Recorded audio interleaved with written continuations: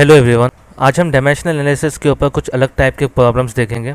If force F, velocity V and time T are fundamental quantities, find dimensions of energy E. देखिए यहाँ पे क्या बताया गया है कि फोर्स एफ, वेलोसिटी v और टाइम t जो है वो फंडामेंटल क्वांटिटीज़ है। अब तक हम क्या कर रहे थे, फंडामेंटल क्वांटिटीज़ हमेशा एम एल टी इस तरह से लिख रहे थे, लेकिन यहाँ पे क्या बताया गया है कि फोर्स, वेलोसिटी और टाइम, ये तीनों को क्या गया, फंडामेंटल क्वांटिटीज़ बताया गया है और हमको एनर्जी जो है उसको हमको क्या करना है, इन टर्म्स में बताना है। तो अब देखिए इसको हम किस तरह से करेंगे। यहाँ पे इसका मतलब क्या हो रहा है, अब तक कि हम क्या कर रहे थे, एम एल टी के फॉर्म में सब कुछ लिख रहे थे। यहाँ पे क्या बता रहा है कि एनर्जी को एक्सप्रेस करना है हमको फोर्स, वेलोसिटी और टाइम के अकॉर्डिंगली। तो हम क्या करेंगे, सिंपली वही मेथड हमारा यूज़ करेंगे। ये आपको एडवांस लेवल में क्वेश्चंस पूछा जाएगा कि आपको क्या करेगा, फोर्स, वेलोसिटी और टाइम जो है वो फंडामेंटल क्वांटिटीज बोल के बताए जाएंगे, या फिर कोई दूसरी जो है वो फंडामेंटल क्वांटिटीज बताए जाएंगे और उसके अकॉर्डिंगली आपको किसी एक्सप्रेशन का आपको इसका डायमेंशन बताना है। तो अब हम इसको सॉल्व करेंगे, सेम मेथड यूज़ करेंगे हम। पहले हम क्या कर सकते हैं, करते हैं फोर्स, वेलोसिटी और टाइम का जितना है सबके ना डायमेंशंस लिख देते हैं।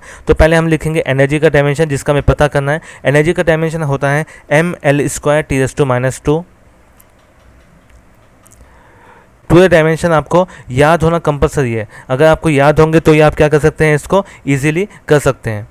ओके, इस तरह से ये अलग के अलग डायमेंशन है। अब हम क्या करेंगे, इसको सीधा सिंपली वही इक्वेशन का फॉर्म से लिखेंगे। E is directly proportional to F, next है E is directly proportional to V और E is directly proportional to T. ठीक है, उसके बाद हम क्या करेंगे, इसको E is directly proportional to E, उसके बाद के एफ। ठीक है, यहाँ पे आएंगे एक्स, y और इस तरह से z। तो हम इसको इस तरह से लिखेंगे। अब हम क्या करेंगे, हर एक का यहाँ पे डायमेंशन लिख देंगे, यानी e का जो डायमेंशन है वो क्या हो जाएगा, m।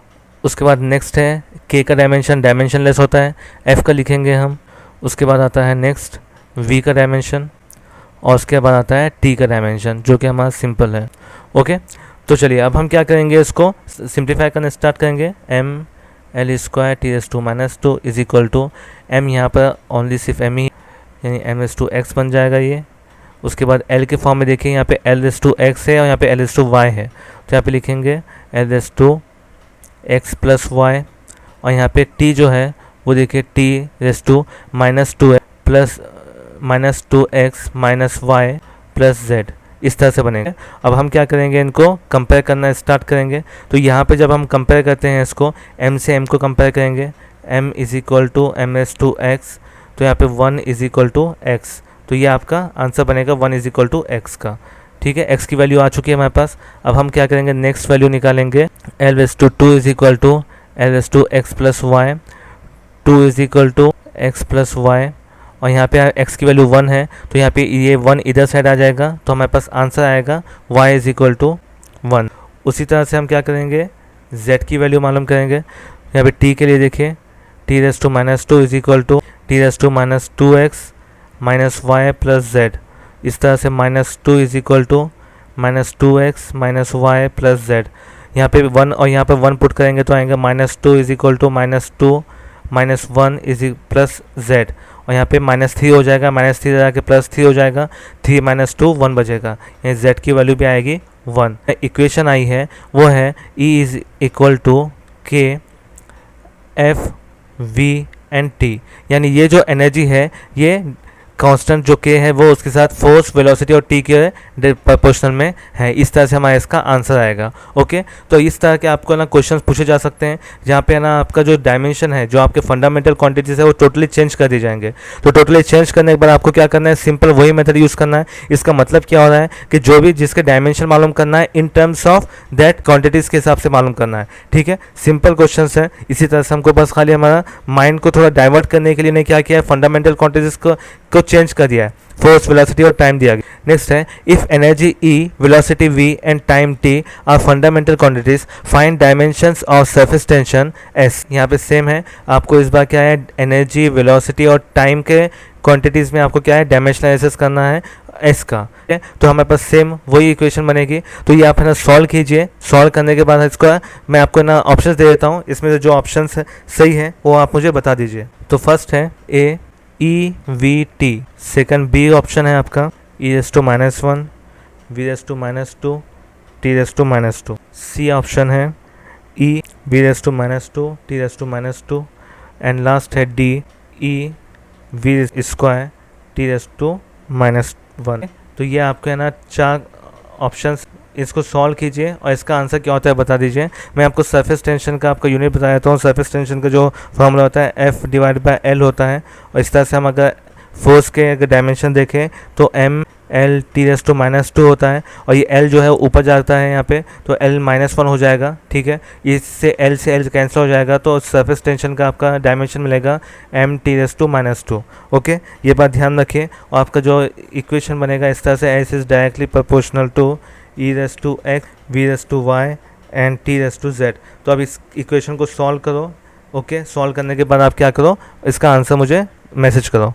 चलिए नेक्स्ट देखते हैं। इसके बाद के जो पॉइंट है वो है लिमिटेशंस ऑफ डायमेंशनल एनालिसिस। अब देखिए, डायमेंशनल एनालिसिस हर जगह पे अप्लाई नहीं होता है। जैसे कि हमने लास्ट टाइम ही देखे थे कि कांस्टेंट के ऊपर वो अप्लाई नहीं होता है, हम कांस्टेंट की वैल्यू मालूम नहीं कर सकते हैं।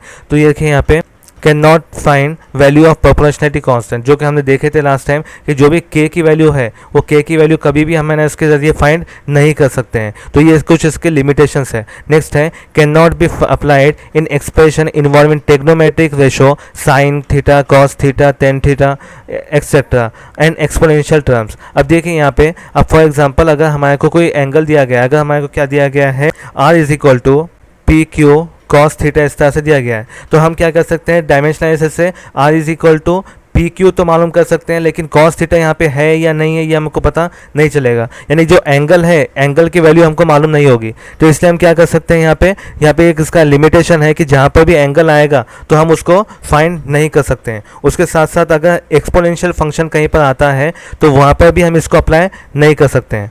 एक्सपोनेंशियल फंक्शन कौन से होते हैं, फॉर एग्जाम्पल Q = E⁻t/RC। अगर इस तरह का क्वेश्चन है तो ये जो इसका E⁻ में जो भी आएगा, जितना भी आएगा, तो ये तो एक देखिए ये तो कांस्टेंट है, ये कांस्टेंट ये पूरी तरह से क्या हो जाएगा, डायमेंशनलेस हो जाएगा। तो डायमेंशन ही रहेगा तो इसका क्या हो जाएगा, हम इसको कुछ फाइंड भी नहीं कर सकते हैं। तो एक्सपोनेंशियल फंक्शन हो दो या फिर कुछ एंगल्स हो दो, एंगल्स को भी हम क्या कर सकते हैं, डायमेंशनल एनालिसिस के थ्रू सॉल्व नहीं कर सकते हैं। नेक्स्ट है cannot be applied in expression involving proportionality constant which has dimension। जिसका भी डायमेंशन, अगर कोई proportionality constant है और उसका कुछ डायमेंशन होता है, उसको हम फाइंड नहीं कर सकते हैं। जैसा कि for example force F = G m1m2/r²। ठीक है, तो यहाँ पे जो कांस्टेंट है G, जो कि ग्रेविटेशनल कांस्टेंट है, उसका ऑलरेडी है ना, उसका कुछ ना कुछ डायमेंशन है, जैसे कि न्यूटन मीटर/kg², इस तरह का उसका डायमेंशन होता है। तो अगर उसका डायमेंशन अगर कुछ भी है तो हम ये इसका ग्रेविटेशनल कांस्टेंट का मालूम ही नहीं कर सकते हैं। नेक्स्ट है can not be applied in expression involving 2 और मोर टर्म्स सेपरेटेड बाय प्लस और माइनस। मतलब अगर 2 टर्म्स, अभी तक हमने कितने भी जो भी देखे थे वो क्या था, पूरे मल्टीप्लीकेशन में थे या फिर डिवाइड में थे। अब तक के प्लस और माइनस से कोई सेपरेट हुआ नहीं था। For example S = UT + ½ AT²।